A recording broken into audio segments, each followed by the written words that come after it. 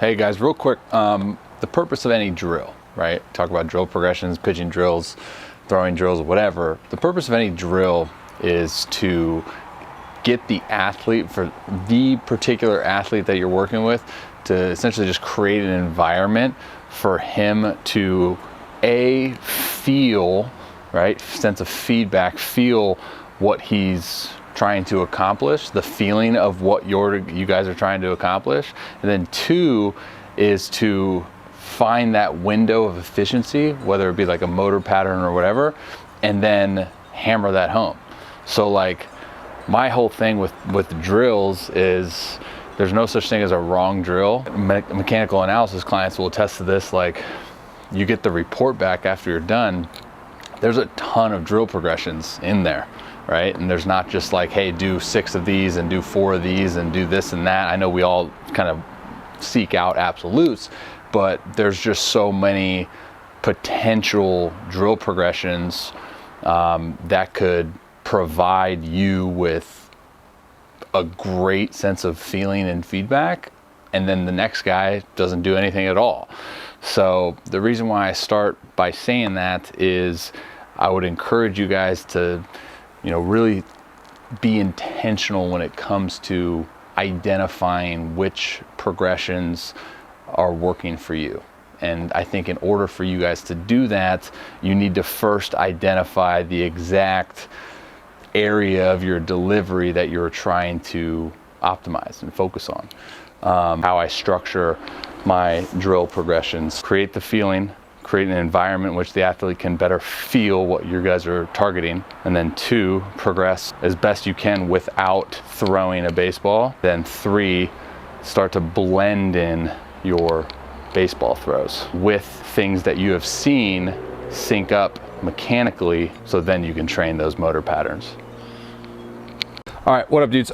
So I've been getting a lot of questions regarding blending progressions and what are blending progressions and why do we do blending progressions, or why I love blending progressions, blah, blah, blah. So for me, I think the biggest point of emphasis: fumble, 10-yard penalty, repeat, first down. Biggest point of emphasis for me is to simplify the complexities of the delivery as much as possible. Meaning, like, yes, we want to optimize our delivery and we want to take segments of the delivery and really focus on each part, right? And each piece to get to the point where we can throw hard and command the ball and so on and so forth.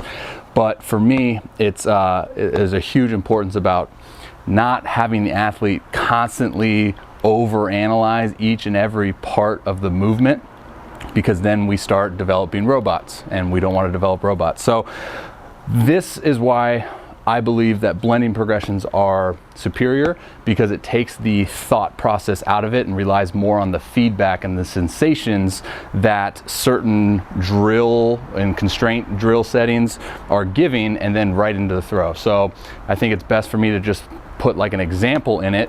But say we have a kid that's focusing on hand path and arm action progressions, and we use a racket with him because the racket has shown to be mechanically efficient, meaning for some reason that the hands stay connected, the arm action is simple, and it's efficient. Okay, so what we want to do is, instead of just saying, okay, do your racket 10 10 10, take a break, and then all right, now let's throw.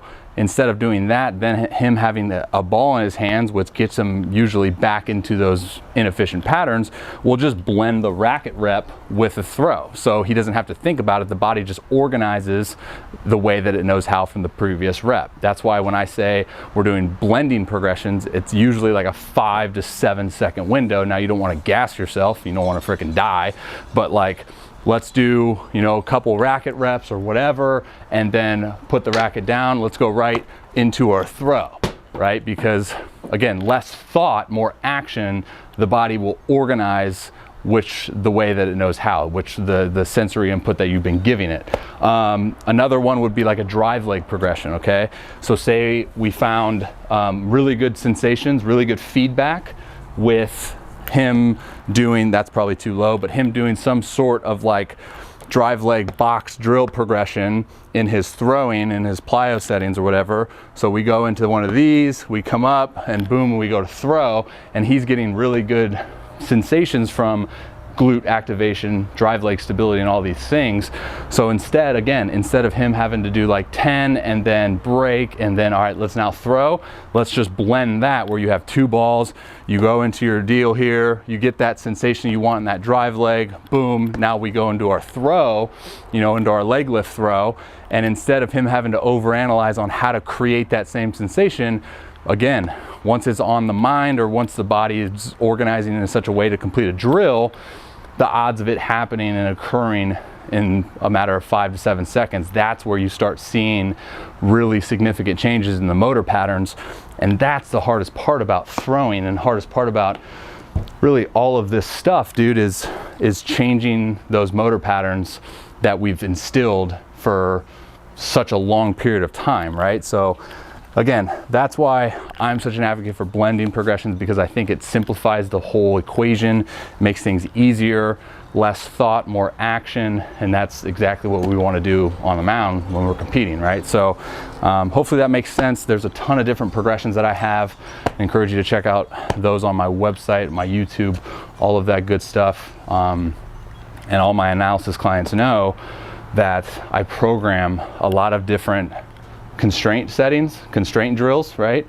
And then once they can get an understanding for what they're trying to grasp in those, then we can blend.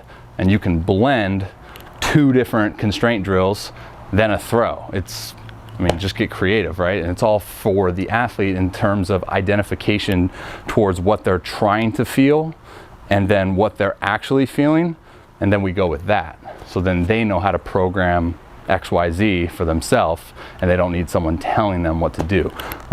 Good, I'm out. Talk to you guys next time I talk to you guys.